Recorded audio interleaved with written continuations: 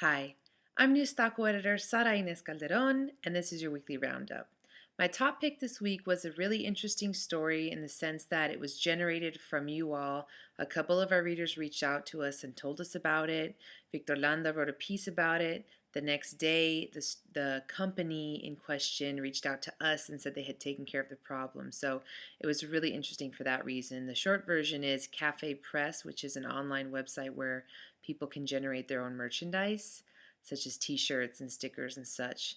They had a page from a group that was very hateful, anti-immigrant, anti-Latino merchandise, and the page is now down. So check that out. It was a couple of stories that Victor wrote. In our cultural section, we had a bunch of really cool stuff. Eva Longoria created a foundation to help Latinas. The use of the word undocumented at the Oscars, we kind of talked about that.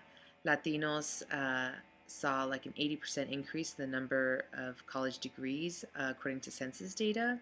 Selena Quintanilla is part of a new collaboration of duets, and one of our writers, Huicho Vargas, talked about what that meant and his opinion on whether it was good or not.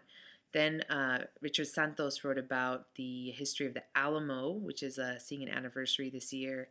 And Jose Cruz in Chicago wrote about this snafu over a bakery in Chicago, and and the owner's use of some questionable language to describe the neighborhood. Then in politics, we had a really cool op-ed from the SEIU about Alabama's immigration law and how that's creating like a new civil rights movement. And then there was a couple of pieces from our political blog, La Politica, that you all thought were really interesting this week. Mitt Romney's immigration advisor, SB 1070 advisor, Chris Kobach, said that Romney's considering SB 1070 like legislation for the country if he's elected. And Chicago or Illinois Congressman Luis Gutierrez did a really interesting little speech on the House floor this week, taking Mitt Romney to task for calling SB 1070 a model. So we had a bunch of cool stuff this week. I really would suggest you check it out.